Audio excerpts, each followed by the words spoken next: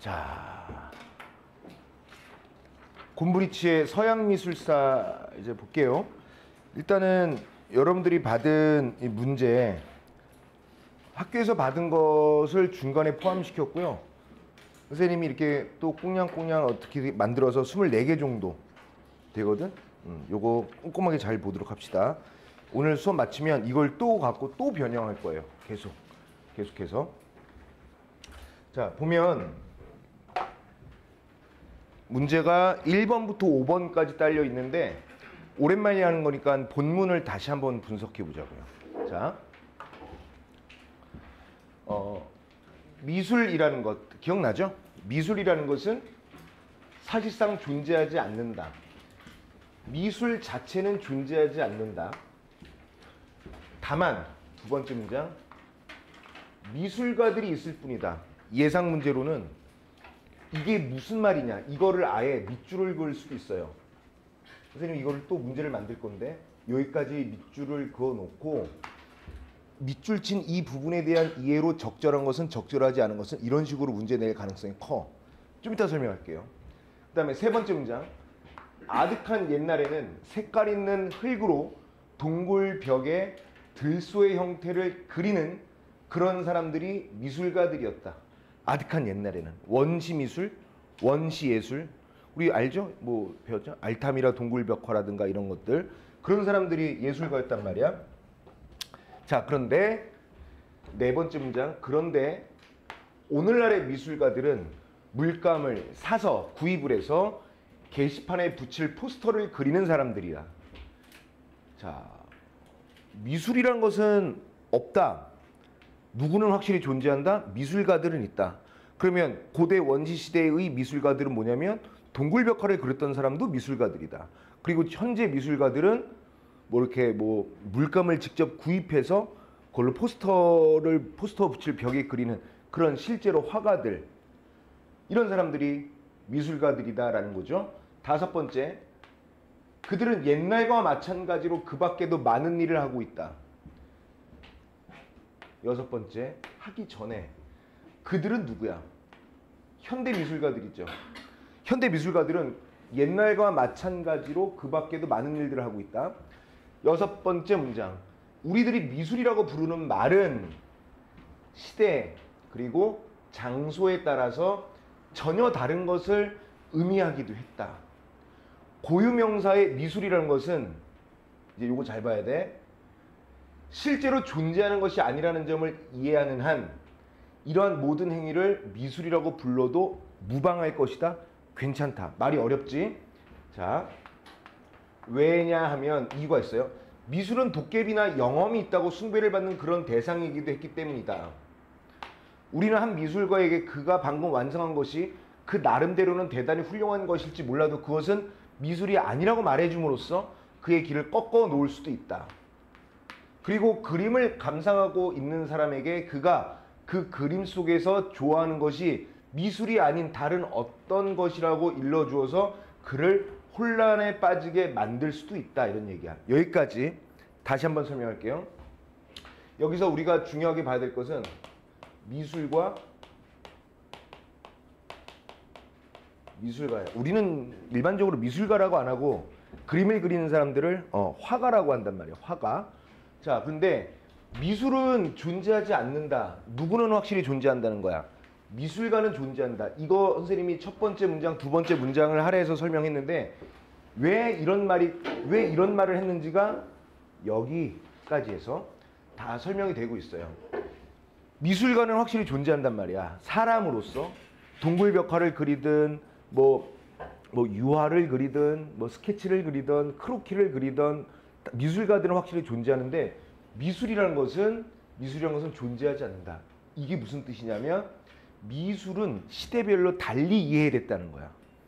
그러니까 뭐라 그럴까? 미술 말고 예상 문제 또 만약에 미술 말고 다른 예술, 즉 음악 같은 거 해볼까? 옛날에는 어떤 음악이 있었는데 그 음악은 그때 당시에는 굉장히 가치가 있었고 의미가 있었는데 지금은 의미가 없다. 이렇게 해버리면 되죠. 근데 그 음악을 작곡한 사람은 누군가가 있겠죠. 그리고 지금도 작곡을 하는 작곡가들이 있겠지. 작곡가들은 존재한다고. 근데 영원한 하나의 예술적 장르는 없다는 얘기야. 여러분들은 이미 그 시험 범위가 끝나긴 했는데 용비어천가라는 게 있어요. 들어는 봤죠? 용비어천가? 용비어천가는 글의 종류가 뭐냐면 악장이라고 해요. 악장. 악장은 왜 하냐면 하나의 왕조가 무너지고 새로운 왕조가 세워질 때 일단 조선 왕조는 어떻게 세워진 왕조야? 자연스럽게 성씨가 바뀐 거야? 아니죠. 위화도에서 회군을 해서 바뀌었잖아. 그러면 백성들이 저건 군사 쿠데타잖아. 우리는 그런 왕조를 섬길 수 없어. 우리는 조선이라는 왕조를 거부할 거야. 이래버릴까 봐 조선 건국의 정당성을 알리기 위해서 여러 가지 작업들을 한단 말이야. 그 중에 대표적으로 쓴 거, 훈민정음으로 쓴 것 중에 가장 최초로 쓰여진 게 용비어천가거든요. 용비어천가는 뭐야? 말도 안 되는 희한한 얘기들 하면서 중국 고사를 다 끌어가면서 1장부터 제 125장까지 조선 건국의 정당성 이런 것들을 얘기한단 말이야. 그런데 그때는 조선 건국의 정당성을 여러 가지 방법으로서 설파했지만 용비어천가를 통해서도 성공했다고 칩시다. 그러면 조선 왕조가 쭉 500년 동안 흘러내려오면서 그게 계속 중요할까? 그렇지 않아. 악장이라는 용비어천가는 조선 건국이 맨 처음에 조선 건국이 시작됐을 때는 되게 중요한 왕권 강화 아니면 조선 건국의 정당성을 확보하는 어떤 그런 문헌 이런 가치가 있었는데 얘들아 쭉 조선 초기, 중기, 후기 넘어오면서도 그 용비어천가가 중요하겠어? 그때는 그때 용도로 끝난 거지. 마찬가지야. 어떤 한 예술은 어떠한 숭배를 받거나 영험이 있다고 대단하게 치켜 올려 세움을 당할 수 있기도 하지만 어떨 때는 그냥 나락으로 떨어질 수 있는 거고 나락으로 떨어져 있는 것이 나중에 후대에는 가치가 있는 것으로 환명할 수 있다는 거 아니겠어요? 그래서 얘는 굳이 따지자면 미술은 어떤 사실상 존재하지 않는 게 아니라 존재하지 않는다라고 얘기를 했으나 실제로는 가변적일 수도 있다는 얘기죠. 가변적. 그러니까 그 대상의 값어치 같은 게 변할 수도 있다라는 걸 얘기하는 거야. 자, 그 다음에 다음 단락 볼게요. 사실 나는 조각상이나 그림을 좋아하는 데는 아무런 그릇된 이유가 없다고 생각해. 난 조각상 좋아해. 나는 그림 좋아해. 이렇게. 풍경화가 그의 집을 연상케 하기 때문에 난 풍경화가 좋아. 친구를 연상시키기 때문에 난 초상화가 좋아. 이런 사람도 있다. 여기는 아무런 잘못이 없다. 풍경화만 보면 내가 살았던 고향의 모습을 떠올릴 수 있어. 나 좋아. 이것을 뭐라고 할 수는 없어. 나는 초상화를 통해서 뭐 헤어진 친구를 그리워해. 나 그래서 초상화라는 어떤 그런 장르가 좋아. 괜찮다고요. 우리들은 모두 그림을 볼 때 우리가 좋아하는 것과 싫어하는 것에 영향을 끼치는 여러 가지들을 연상하게 마련이다. 이게 예술의 기능이죠. 이러한 기억들이 우리가 보고 있는 것을 즐기게 도와준다면 아무것도 걱정할 게 없어. 다만 우리가 걱정해야 할 것은 뭐가 있느냐? 어떤 엉뚱한 기억이 우리들에게 치우친 견해, 편견이라는 것은 편은 이게 치우치다거든요. 견은 견해,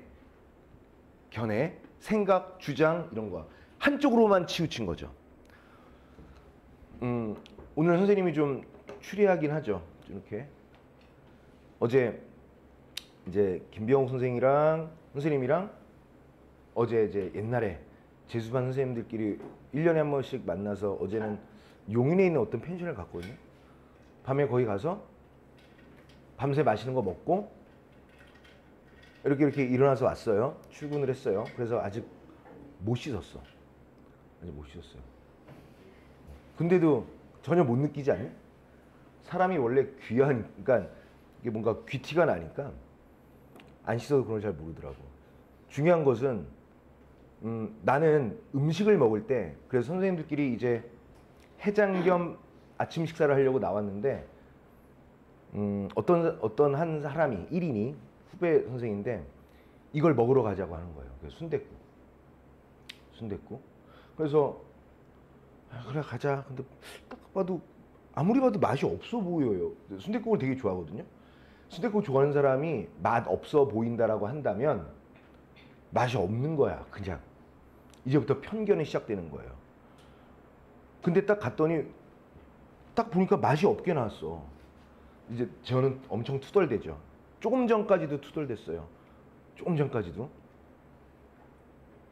근데 뭐 전지적 참견 시점, 뭐 거기에 있는 전현무 이영자가 방문해서 막 이렇게 TV 방영돼서 붙여놨더라고. 개콧방귀 먹다가 안 먹고 중간에 나왔어요. 저는. 왜냐하면 순댓국에 들깨가루를 넣었거든요. 들깨가루. 들깨가루 내가 먹고 싶으면 넣는 거지. 그게 내가 먹고 싶지 않은데 그걸 들깨가루를 잔뜩 뿌려갖고 나온 거예요. 그 내가 식당에서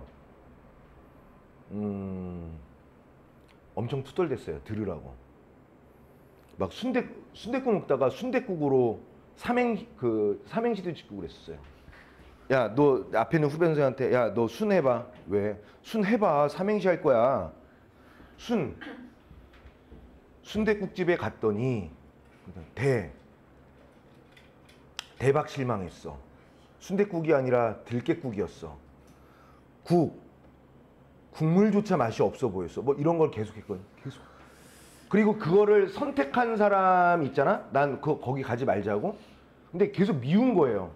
그리고 뭐 일적인 거라든가 그 선생님도 이제 국어 선생이니까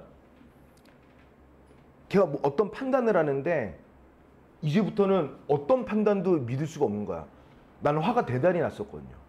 순댓국이 뭔데 그러냐고? 난 되게 중요하거든요. 순댓국. 이거는 순댓국 갖다 장난한 거지.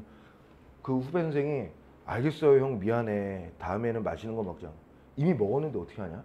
뭐 이런 거죠 계속. 김병호 선생도 같이 있었는데 같이 출근했거든요. 지나가다가 그냥 그 미운 사람들이 보이는 거야. 그냥 지나가다가도 좀 무성했다고. 아유 저 순댓국 같은.